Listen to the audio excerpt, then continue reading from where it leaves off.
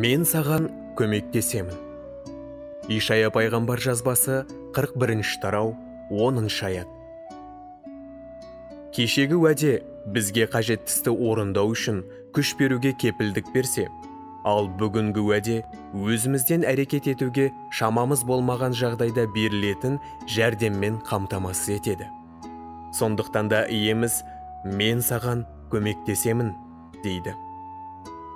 Өз бойымыздағы күш сырттан келген көмекпен толықтырылып отырады. Егер Құдайдың еркінде болса, біздің күресімізде одақтастар тауып беруге оның құдіреті жетеді.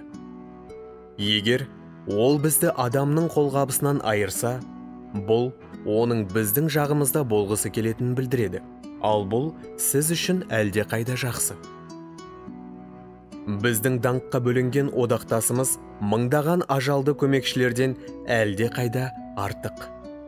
Құдайдың көмегі бізге дәл уақытында келеді. Бұл біз жиі ұшырайтын ұлы қасіреттер кезінде келетін көмек. Оның көмегі әрқашанда орынды. Себебі ол қолғабысты әркімге қолайлы әрі лайықты түрде береді.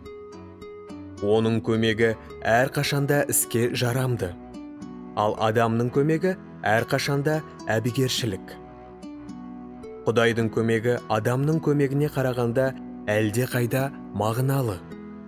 Себебі ол ауыртпалығымызды өзі көтереді және бізді қажетті нәрселердің бәрімен қамтамасыз етеді. Құдай бізбен бірге. Сондықтан да біз қорықпаймыз. Адамдар бізге не істей алады? Ол бізге көмектескендіктен, оған бүгін де, болашақта да сенім арталамыз. Сол себепті біздің дұғамыз: Құдайым, біздің көмекшіміз болшы.